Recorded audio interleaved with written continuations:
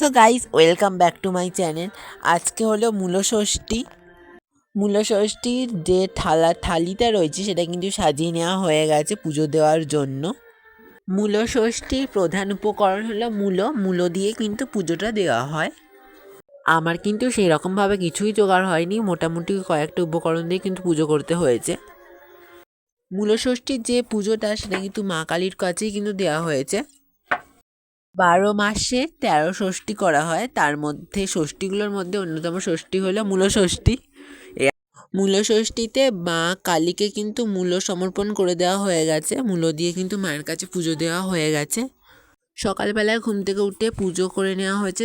সবাই জানে এখন পরীক্ষা চলছে, পরীক্ষা দিতে কিন্তু চলে যাওয়া হয়েছে পুজো করে নেওয়ার পরে, যেহেতু আজকে মূলষষ্ঠী পুজো তো করতেই হবে বলো।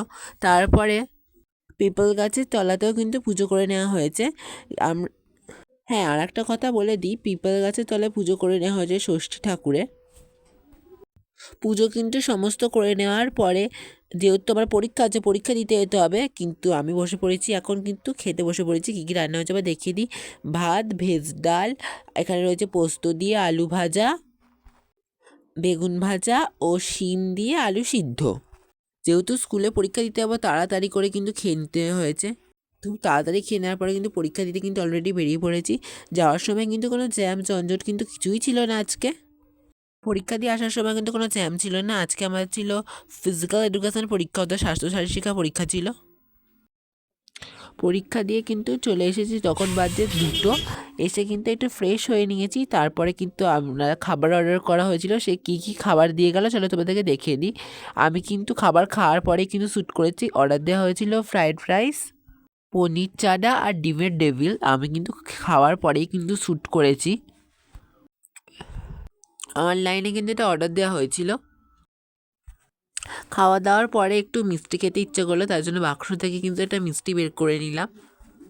মিষ্টিটার ভেতরের ফ্লেভারটা কিন্তু একটু অন্যরকম ছিল, আমার বেশ ভালোই লেগেছিলো খেতে। তাহলে গাইস, আমি ভিডিওটা আর বেশি লং করছি না। পরের পার্টে আমি সমস্ত কিছু তোমাদের জানাবো, কি করলাম, কি হলো সমস্ত। তাহলে ভিডিওটা আমি এত ছোটো মতোই থাক, নাহলে আর একটু বাড়ালে ভিডিওটা অনেকটা লং হয়ে যেত। তাহলে ভিডিওটা আমি এখানে এন্ড করছি, পরের পার্টে অনেক কিছু তোমাদেরকে বলবো।